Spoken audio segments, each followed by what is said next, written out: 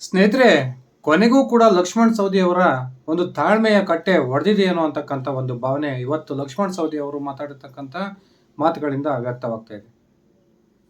ರಾಜ್ಯದ ಬಿಜೆಪಿ ಲಕ್ಷ್ಮಣ್ ಸವದಿ ಅವರು ಅಥಣಿ ವಿಧಾನಸಭಾ ಕ್ಷೇತ್ರ ವ್ಯಾಪ್ತಿಯಲ್ಲಿ 2018 ಇಸ್ವಿಯಲ್ಲಿ ಮಹೇಶ್ ಕುಮಟಳ್ಳಿ ಅವರ ವಿರುದ್ಧ ಸೋಲನ್ನ ಕಂಡರೂ ಕೂಡ ಬಿಜೆಪಿಯ ರಾಷ್ಟ್ರೀಯ ನಾಯಕರು ಲಕ್ಷ್ಮಣ್ ಸವದಿ ಅವರಿಗೆ ರಾಜ್ಯದ ಉಪಮುಖ್ಯಮಂತ್ರಿಯಂತಹ ಬಹುದೊಡ್ಡ ಹುದ್ದೆಯನ್ನ ಕೊಟ್ಟಿದ್ರು. ರಾಜ್ಯದಲ್ಲಿ ಯಡಿಯೂರಪ್ಪನವರಿಗೆ ಪರ್ಯಾಯವಾಗಿ ಮತ್ತೊಬ್ಬ ಲಿಂಗಾಯತ ನಾಯಕನನ್ನ ಬೆಳೆಸಬೇಕು ಅನ್ನೋ ಕಾರಣವನ್ನಿಟ್ಕೊಂಡು ರಾಷ್ಟ್ರೀಯ ಬಿಜೆಪಿ ನಾಯಕರು ಲಕ್ಷ್ಮಣ್ ಸವದಿ ಅವರಲ್ಲಿ ಯಡಿಯೂರಪ್ಪನವರ ಪರ್ಯಾಯ ನಾಯಕತ್ವವನ್ನು ಹುಡುಕೋ ಪ್ರಯತ್ನಕ್ಕೆ ಕೈ ಹಾಕಿದ್ರು. ಅದಾದ ನಂತರ 2023 ವಿಧಾನಸಭಾ ಚುನಾವಣೆಯ ವೇಳೆಗೆ ಮಹೇಶ್ ಕುಮಟಳ್ಳಿ ಅವರಿಗೆ ಅಥಣಿ ವಿಧಾನಸಭಾ ಕ್ಷೇತ್ರದ ಟಿಕೆಟ್ ಬೇಕೇ ಬೇಕು ಅಂತ ಯಾವಾಗ ರಮೇಶ್ ಜಾರಕಿಹೊಳಿ ಅವರು ಪಟ್ಟನ್ನು ಹಿಡಿದ್ರೋ ಆ ಕ್ಷಣ ಒಂದು ಪ್ರಮುಖ ರಾಜಕೀಯ ನಿರ್ಧಾರವನ್ನು ತೆಗೆದುಕೊಂಡಂತಹ ಲಕ್ಷ್ಮಣ್ ಸವದಿ ಕಾಂಗ್ರೆಸ್ ಅನ್ನು ಸೇರ್ಪಡೆಯಾಗೋದ್ರ ಮೂಲಕ ಕಾಂಗ್ರೆಸ್ಸಿಂದ ಅಥಣಿ ವಿಧಾನಸಭಾ ಕ್ಷೇತ್ರದಲ್ಲಿ ಸ್ಪರ್ಧೆ ಮಾಡಿ ದಾಖಲೆಯ 75,000ಕ್ಕೂ ಅಧಿಕ ಮತಗಳ ಅಂತರದಿಂದ ಅದೇ ರಮೇಶ್ ಜಾರಕಿಹೊಳಿ ಅವರ ಪರಮ ಆಪ್ತ ಮಹೇಶ್ ಕುಮಟಳ್ಳಿ ಅವರ ವಿರುದ್ಧ ಜಯವನ್ನು ಕಾಣೋದ್ರ ಮೂಲಕ ತಾನೊಬ್ಬ ಪ್ರಬಲ ನಾಯಕ ಅನ್ನೋದನ್ನು ಸಾಬೀತುಪಡಿಸಿದ್ರು. ಅದಾದ ನಂತರ ಸಿದ್ದರಾಮಯ್ಯ ನೇತೃತ್ವದ ಸರ್ಕಾರ ಅಸ್ತಿತ್ವಕ್ಕೆ ಬಂದ ಹೊಸದರಲ್ಲಿ ಲಕ್ಷ್ಮಣ್ ಸವದಿ ಅವರನ್ನು ರಾಜ್ಯದ ಸಚಿವ ಸಂಪುಟಕ್ಕೆ ಸಿದ್ದರಾಮಯ್ಯನವರು ತೆಗೆದುಕೊಳ್ತಾರೆ. ಆ ಮೂಲಕ ಲಕ್ಷ್ಮಣ್ ಸವದಿ ಅವರಿಗೆ ಒಂದು ಪ್ರಮುಖ ಖಾತೆ ಸಿಗುತ್ತೆ ಅಂತಕ್ಕಂಥ ಚರ್ಚೆಗಳು ರಾಜ್ಯ ರಾಜಕೀಯದಲ್ಲಿ ನಡೀತಾ ಇದ್ವು. ಆದರೆ ಸಿದ್ದರಾಮಯ್ಯನವರು ಸಂಪುಟ ವಿಸ್ತರಣೆ ಮಾಡಿದಂತಹ ಸಂದರ್ಭದಲ್ಲಿ ಲಕ್ಷ್ಮಣ್ ಸವದಿ ಅವರಿಗೆ ಬಹುದೊಡ್ಡ ಒಂದು ಶಾಕ್ ಎದುರಾಗಿತ್ತು. ಲಕ್ಷ್ಮಣ್ ಸವದಿ ಅವರನ್ನು ಮಂತ್ರಿಮಂಡಲಕ್ಕೆ ತೆಗೆದುಕೊಳ್ಳದೆ ಅವರನ್ನು ಕಾಂಗ್ರೆಸ್ ನೆಗ್ಲೆಕ್ಟ್ ಮಾಡಿತ್ತು. ಅದಾದ ನಂತರ ಲಕ್ಷ್ಮಣ್ ಸವದಿ ಅವರಿಗೆ ಕಾಂಗ್ರೆಸ್ ಭರವಸೆನೇ ಕೊಡ್ತಾನೆ ಬಂತು. ನಿಮ್ಮನ್ನು ಇನ್ನೊಂದು ತಿಂಗಳಲ್ಲಿ ಮಂತ್ರಿ ಮಾಡ್ತೀವಿ, 2 ತಿಂಗಳಲ್ಲಿ ಮಂತ್ರಿ ಮಾಡ್ತೀವಿ, ಹಾಗೆ ಹೀಗೆ ಈ ರೀತಿಯ ಭರವಸೆಯನ್ನು ಕೊಡ್ತಾನೆ ಬಂತು. ಕೊನೆಗೂ ಕೂಡ ಲೋಕಸಭಾ ಚುನಾವಣೆ ಹತ್ರಕ್ಕೆ ಬಂದರೂ ಕೂಡ ಲಕ್ಷ್ಮಣ್ ಸವದಿ ಅವರನ್ನು ಕಾಂಗ್ರೆಸ್ ಮಂತ್ರಿಯನ್ನಾಗಿ ಮಾಡಲಿಲ್ಲ. ಯಾವಾಗ ಜಗದೀಶ್ ಶೆಟ್ಟರ್ ಕಾಂಗ್ರೆಸ್ ಅನ್ನು ತೊರೆದು ಮತ್ತೊಮ್ಮೆ ಬಿಜೆಪಿಗೆ ಸೇರ್ಪಡೆಯಾದರೂ ಆ ಸಂದರ್ಭದಲ್ಲಿ ಇಡೀ ರಾಜಕೀಯ ವಲಯದಲ್ಲಿ ಒಂದು ಚರ್ಚೆ ಆಗ್ತಾ ಇತ್ತು. ಜಗದೀಶ್ ಶೆಟ್ಟರ್ ಅವರ ಜೊತೆಗೆ ಲಕ್ಷ್ಮಣ್ ಸವದಿ ಅವರು ಕೂಡ ಬಿಜೆಪಿಗೆ ಗರ್ವಾಪ್ಸಿ ಆಗ್ತಾರೆ ಅಂತಕ್ಕಂಥ ಮಾತು. ಈಗ ಲಕ್ಷ್ಮಣ್ ಸವದಿ ಅವರನ್ನು ಮತ್ತೊಮ್ಮೆ ಬಿಜೆಪಿಗೆ ಸೇರಿಸ್ಕೊಳ್ಬೇಕು ಅಂತಕ್ಕಂಥ ಒಂದು ಪ್ರಯತ್ನಕ್ಕೆ ರಾಜ್ಯದ ಬಿಜೆಪಿ ನಾಯಕರಷ್ಟೇ ಅಲ್ಲ, ರಾಷ್ಟ್ರೀಯ ಬಿಜೆಪಿ ನಾಯಕರು ಕೂಡ ಕೈ ಹಾಕಿದ್ರು. ಬಹುತೇಕ ಲಕ್ಷ್ಮಣ್ ಸವದಿ ಕೂಡ ಬಿಜೆಪಿಗೆ ವಾಪಸ್ ಹೋಗೋ ಒಂದು ಪ್ರಯತ್ನವನ್ನ ಮಾಡ್ತಾ ಇದ್ರು ಅಂತಕ್ಕಂಥ ಮಾಹಿತಿಗಳು ಕೂಡ ಇದ್ವು. ಆದರೆ ಲಕ್ಷ್ಮಣ್ ಸವದಿ ಕಾಂಗ್ರೆಸ್ ಅನ್ನ ತೊರೆದು ಎಲ್ಲಾದರೂ ಬಿಜೆಪಿ ಸೇರ್ಪಡೆ ಆಗ್ಬಿಟ್ರೆ ಲೋಕಸಭಾ ಚುನಾವಣೆಯಲ್ಲಿ ಉತ್ತರ ಕರ್ನಾಟಕ ಭಾಗದಲ್ಲಿ ಬಹುದೊಡ್ಡ ಹೊಡೆತ ಕಾಂಗ್ರೆಸ್ಗೆ ಬೀಳುತ್ತೆ ಅಂತಕ್ಕಂಥ ಮುನ್ನೆಚ್ಚರಿಕೆಯನ್ನು ಅರ್ಥಂತಹ ಎಐಸಿಸಿಯ ನಾಯಕರು ನೇರವಾಗಿ ರಣದೀಪ್ ಸಿಂಗ್ ಸುರ್ಜೇವಾಲಾ ಅವರ ಮೂಲಕ ಲಕ್ಷ್ಮಣ್ ಸವದಿ ಅವರನ್ನು ಸಂಪರ್ಕ ಮಾಡಿ, ನೀವು ಯಾವುದೇ ಕಾರಣಕ್ಕೂ ಬಿಜೆಪಿಗೆ ವಾಪಸ್ ಹೋಗ್ತಕ್ಕಂಥ ಒಂದು ನಿರ್ಧಾರಕ್ಕೆ ಬರಬೇಡಿ, ನಿಮಗೆ ರಾಜ್ಯ ಸರ್ಕಾರದಲ್ಲಿ ಸೂಕ್ತ ಸ್ಥಾನಮಾನವನ್ನು ನಾವು ಇಷ್ಟರಲ್ಲೇ ಕೊಡ್ತೀವಿ ಅಂತಕ್ಕಂಥ ಭರವಸೆಯನ್ನು ಕೊಟ್ಟು ಲಕ್ಷ್ಮಣ್ ಸವದಿ ಅವರನ್ನು ಕಾಂಗ್ರೆಸ್ನಲ್ಲಿ ಉಳಿಸ್ಕೊಳ್ಳೋದ್ರಲ್ಲಿ ಸಫಲರಾಗಿದ್ದರು. ಲಕ್ಷ್ಮಣ್ ಸವದಿ ಕೂಡ ರಾಜ್ಯ ಕಾಂಗ್ರೆಸ್ನಲ್ಲಿ ನನ್ನನ್ನು ಸರ್ಕಾರದಲ್ಲಿ ಮಂತ್ರಿ ಮಾಡ್ತಾರೆ, ನನಗೆ ಉತ್ತಮವಾದ ಒಂದು ಖಾತೆಯನ್ನು ಕೊಡ್ತಾರೆ ಅಂತಕ್ಕಂಥ ಕಾಯ್ತಾನೇ ಇದ್ದರು. ಲೋಕಸಭಾ ಚುನಾವಣೆ ಮುಗೀತು. ಅದಾದ ನಂತರ ಲಕ್ಷ್ಮಣ್ ಸವದಿ ಮತ್ತೊಮ್ಮೆ ಮಂತ್ರಿ ಸ್ಥಾನಕ್ಕಾಗಿ ಬೇಡಿಕೆಯನ್ನು ಇಟ್ಟು ಎಐಸಿಸಿ ನಾಯಕರಿಗೆ ದೂರವಾಣಿ ಕರೆ ಮಾಡಿ ಅವ್ರ ಹತ್ರ ಮತ್ತೆಲ್ಲ ಮಾತಾಡಿದರು. ಆ ಎಐಸಿಸಿ ನಾಯಕರು ಕೂಡ ಇನ್ನೊಂದು ತಿಂಗಳೊಳಗೆ ನಿಮ್ಮನ್ನು ಮಂತ್ರಿ ಮಾಡ್ತೀವಿ ಅಂತಕ್ಕಂಥ ಭರವಸೆಯನ್ನು ಕೊಟ್ಟಿದ್ದರು. ಆದರೆ ಸ್ನೇಹಿತರೆ, ಹೆಚ್ಚು ಕಡಿಮೆ ಲೋಕಸಭಾ ಚುನಾವಣೆ ಮುಗಿದು 1-1.5 ತಿಂಗಳಾದರೂ ಕೂಡ ಲಕ್ಷ್ಮಣ್ ಸವದಿ ಅವರನ್ನು ರಾಜ್ಯದ ಸಚಿವ ಸಂಪುಟಕ್ಕೆ ತೆಗೆದುಕೊಳ್ತಕ್ಕಂಥ ಯಾವುದೇ ಒಂದು ಪ್ರಮುಖ ನಿರ್ಧಾರಕ್ಕೆ ಕಾಂಗ್ರೆಸ್ ನಾಯಕರು ಈ ಕ್ಷಣಕ್ಕೂ ಬಂದಿಲ್ಲ. ಈ ಕಾರಣಕ್ಕೆ ಲಕ್ಷ್ಮಣ್ ಸವದಿ ಅವರು ಇದೇ ಪ್ರಥಮ ಬಾರಿಗೆ ತಮ್ಮ ಕ್ಷೇತ್ರದ ಬಹಿರಂಗ ಸಭೆಯೊಂದರಲ್ಲಿ ಪರೋಕ್ಷವಾಗಿ ತಮ್ಮ ಅಸಮಾಧಾನವನ್ನು ವ್ಯಕ್ತಪಡಿಸೋದ್ರ ಮೂಲಕ ಕಾಂಗ್ರೆಸ್ಗೆ ಬಹುದೊಡ್ಡ ಟಾಂಗನ್ನು ಕೊಟ್ಟಿದ್ದಾರೆ ಅಂತಕ್ಕಂಥ ಮಾತುಗಳು ಕೇಳಿ ಬರ್ತಾ ಇದ್ದಾವೆ.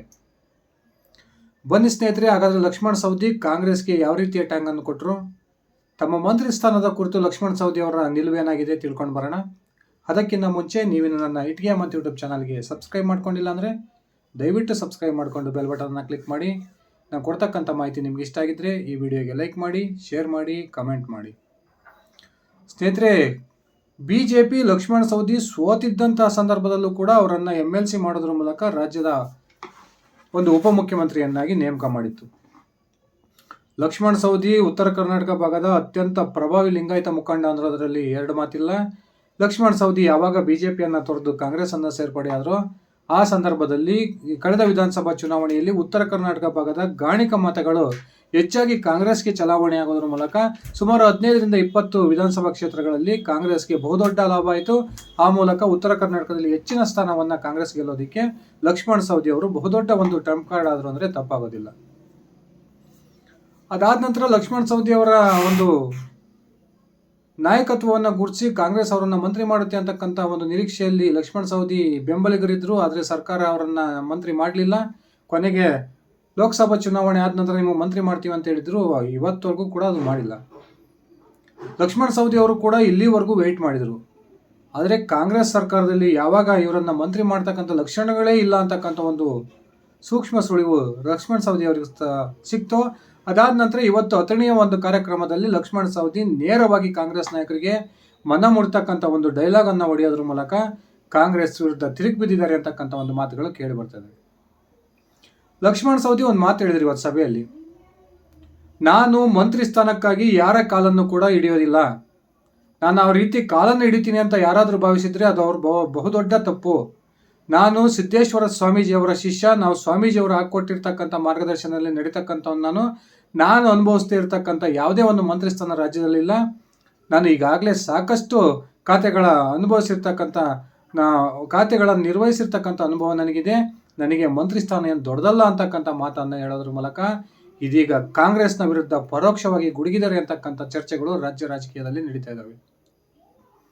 ಒಂದು ವೇಳೆ ಲಕ್ಷ್ಮಣ್ ಸವದಿ ಏನಾದರೂ ಸ್ಪಷ್ಟ ನಿರ್ಧಾರಕ್ಕೆ ಬಂದು ಅವರು ಕಾಂಗ್ರೆಸ್ಸನ್ನು ತೊರೆದು ಬಿಜೆಪಿಯನ್ನು ಸೇರ್ಪಡೆಯಾಗಿದ್ದೇ ಆದರೆ ಈಗಾಗಲೇ ಹಗರಣಗಳಿಂದ ತೀವ್ರ ತಲೆ ಕೆಡಿಸ್ಕೊಂಡಿರ್ತಕ್ಕಂಥ ಕಾಂಗ್ರೆಸ್ಗೆ ಲಕ್ಷ್ಮಣ್ ಸವದಿ ಅವರು ಕಾಂಗ್ರೆಸ್ಸನ್ನು ತೊರೆಯುವ ನಿರ್ಧಾರಕ್ಕೆ ಬಂದರೆ ಅದು ಕೂಡ ಬಹುದೊಡ್ಡ ತಲ್ಲಣವಾಗಿ ಪರಿಣಮಿಸುವುದರಲ್ಲಿ ಎರಡು ಮಾತಿಲ್ಲ. ಲಕ್ಷ್ಮಣ್ ಸವದಿ ಅವರು ಕಾಂಗ್ರೆಸ್ಗೆ ಎಷ್ಟು ಲಾಭವನ್ನು ಕಳೆದ ವಿಧಾನಸಭಾ ಚುನಾವಣೆಯಲ್ಲಿ ಮಾಡಿಕೊಟ್ಟಿದ್ದಾರೋ, ಒಂದು ವೇಳೆ ಕಾಂಗ್ರೆಸ್ಸನ್ನು ತೊರೆದು ಬಿಜೆಪಿ ಸೇರ್ಪಡೆಯಾದರೆ ಮುಂಬರ್ತಕ್ಕಂಥ ತಾಲೂಕ್ ಪಂಚಾಯತ್ ಜಿಲ್ಲಾ ಪಂಚಾಯತ್ ಚುನಾವಣೆಗಳಲ್ಲಿ ಕಾಂಗ್ರೆಸ್ಗೆ ಬಹುದೊಡ್ಡ ಹೊಡೆತ ಆ ಭಾಗದಲ್ಲಿ ಬೀಳುತ್ತೆ ಅಂತಕ್ಕಂಥದ್ದು ಈಗ ಚರ್ಚೆ ಆಗ್ತಿರ್ತಕ್ಕಂಥ ವಿಚಾರ. ಲಕ್ಷ್ಮಣ್ ಸವದಿ ಅವರು ಒಂದು ಮಾತನ್ನು ಸೂಕ್ಷ್ಮವಾಗಿ ಕಾಂಗ್ರೆಸ್ ನಾಯಕರ ಗಮನಕ್ಕೆ ತಂದಿದ್ದಾರೆ. ನಾನು ಯಾವುದೇ ಕಾರಣಕ್ಕೂ ಯಾರ ಕಾಲನ್ನು ಹಿಡಿದು ಕೂಡ ಮಂತ್ರಿ ಪದವಿಯನ್ನು ಪಡ್ಕೊಳ್ಳೋದಿಲ್ಲ. ಬದಲಾಗಿ ಮಂತ್ರಿ ಸ್ಥಾನ ನನ್ನನ್ನು ಹುಡುಕೊಂಡು ಬರಬೇಕು. ನಾನು ಈಗಾಗಲೇ ರಾಜ್ಯದಲ್ಲಿ ಸಾಕಷ್ಟು ಖಾತೆಗಳನ್ನು ಒಂದು ಮಂತ್ರಿಯಾಗಿ ಅನುಭವಿಸಿದ್ದೀನಿ. ನಾನು ಮಾಡದೇ ಇರತಕ್ಕಂಥ ಒಂದು ಕೆಲಸಗಳಿಲ್ಲ. ನಾನು ನಿರ್ವಹಿಸಿರ್ತಕ್ಕಂಥ ಎಲ್ಲ ಖಾತೆಗಳಲ್ಲೂ ಕೂಡ ಅತ್ಯಂತ ಪ್ರಾಮಾಣಿಕವಾಗಿ ಕೆಲಸವನ್ನು ಮಾಡೋದ್ರ ಮೂಲಕ ನಾನೊಬ್ಬ ಉತ್ತಮ ಮಂತ್ರಿ ಅಂತಕ್ಕಂಥ ಹೆಸರನ್ನು ಪಡೆದುಕೊಂಡಿದ್ದೀನಿ. ಆ ಕಾರಣಕ್ಕೆ ನಾನು ಯಾರಿಗೂ ಹೋಗಿ ಕಾಲಿಗೆ ಬೀಳ್ತಕ್ಕಂಥ ಅವಶ್ಯಕತೆ ನನಗಿಲ್ಲ ಅಂತಕ್ಕಂಥ ಒಂದು ಬಹುದೊಡ್ಡ ಟಾಂಗನ್ನು ಕಾಂಗ್ರೆಸ್ ನಾಯಕರಿಗೆ ಕೊಡೋದ್ರ ಮೂಲಕ ತಮ್ಮ ಮುಂದಿನ ರಾಜಕೀಯ ನಿರ್ಧಾರ ಏನಿರ್ಬೋದು ಅನ್ನೋದನ್ನು ಸೂಕ್ಷ್ಮವಾಗಿ ಕಾಂಗ್ರೆಸ್ ನಾಯಕರ ಗಮನಕ್ಕೆ ತರ್ತಕ್ಕಂಥ ಪ್ರಯತ್ನವನ್ನು ಲಕ್ಷ್ಮಣ್ ಸವದಿ ಅವರು ಮಾಡಿದ್ದಾರೆ ಅಂತಕ್ಕಂಥ ಮಾತುಗಳು ಕೂಡ ಕೇಳಿ ಬರ್ತಾ ಇದ್ದಾವೆ. ಲಕ್ಷ್ಮಣ್ ಸವದಿ ಅವರು ನನಗೆ ನಮ್ಮ ಕ್ಷೇತ್ರದ ಜನರ ಆಶೀರ್ವಾದ ಮುಖ್ಯನೇ ಹೊರತು ರಾಜ್ಯದ ಮಂತ್ರಿ ಸ್ಥಾನ ಮುಖ್ಯ ಅಲ್ಲ ಅಂತಕ್ಕಂಥ ಇನ್ನೊಂದು ಮಾತನ್ನು ಹೇಳೋದ್ರ ಮೂಲಕ ಕಾಂಗ್ರೆಸ್ ನಾಯಕರಿಗೆ ಬಹುದೊಡ್ಡ ಟಾಂಗನ್ನು ಕೊಡೋ ಪ್ರಯತ್ನಕ್ಕೆ ಕೈ ಹಾಕಿದ್ದಾರೆ. ಸ್ನೇಹಿತರೆ, ನಿಮ್ಮ ಅಭಿಪ್ರಾಯದ ಪ್ರಕಾರ ರಾಜ್ಯದ ಮಂತ್ರಿಮಂಡಲದಲ್ಲಿ ಲಕ್ಷ್ಮಣ್ ಸವದಿ ಅವರಿಗೆ ಅವಕಾಶವನ್ನು ರಾಜ್ಯ ಕಾಂಗ್ರೆಸ್ ಮಾಡಿಕೊಡ್ಬೇಕಾ, ಅಥವಾ ಲಕ್ಷ್ಮಣ್ ಸವದಿ ಅವರು ತಾನು ನೆಗ್ಲೆಕ್ಟ್ ಮಾಡ್ತಿರ್ತಕ್ಕಂಥ ಕಾಂಗ್ರೆಸ್ಸನ್ನು ತೊರೆದು ಬಿಜೆಪಿಯನ್ನು ಮರು ಸೇರ್ಪಡೆಯಾಗಬೇಕಾ? ದಯವಿಟ್ಟು ನಿಮ್ಮ ಅಭಿಪ್ರಾಯವನ್ನು ಕಮೆಂಟ್ ಮಾಡಿ. ಇದಿಷ್ಟಾಗಿತ್ತು ಸ್ನೇಹಿತರೆ ನನ್ನ ಇವತ್ತಿನ ಈ ವಿಡಿಯೋ. ನಾನು ಕೊಟ್ಟಿರ್ತಕ್ಕಂಥ ಮಾಹಿತಿ ನಿಮ್ಗೆ ಇಷ್ಟ ಆಗಿದ್ರೆ ಈ ವಿಡಿಯೋಗೆ ಲೈಕ್ ಮಾಡಿ, ಶೇರ್ ಮಾಡಿ, ಕಮೆಂಟ್ ಮಾಡಿ. ನೀವೇನು ನನ್ನ ಇಟ್ಗೆ ಅಂತ ಯೂಟ್ಯೂಬ್ ಚಾನಲ್ಗೆ ಸಬ್ಸ್ಕ್ರೈಬ್ ಮಾಡ್ಕೊಂಡಿಲ್ಲ ಅಂದರೆ ದಯವಿಟ್ಟು ಸಬ್ಸ್ಕ್ರೈಬ್ ಮಾಡಿಕೊಂಡು ಬೆಲ್ ಬಟನ್ನ ಕ್ಲಿಕ್ ಮಾಡಿ. ನನ್ನ ಫೇಸ್ಬುಕ್ ಪೇಜನ್ನು ಫಾಲೋ ಮಾಡಿ. ಧನ್ಯವಾದಗಳು ಸ್ನೇಹಿತರೆ. ಶುಭ ದಿನ.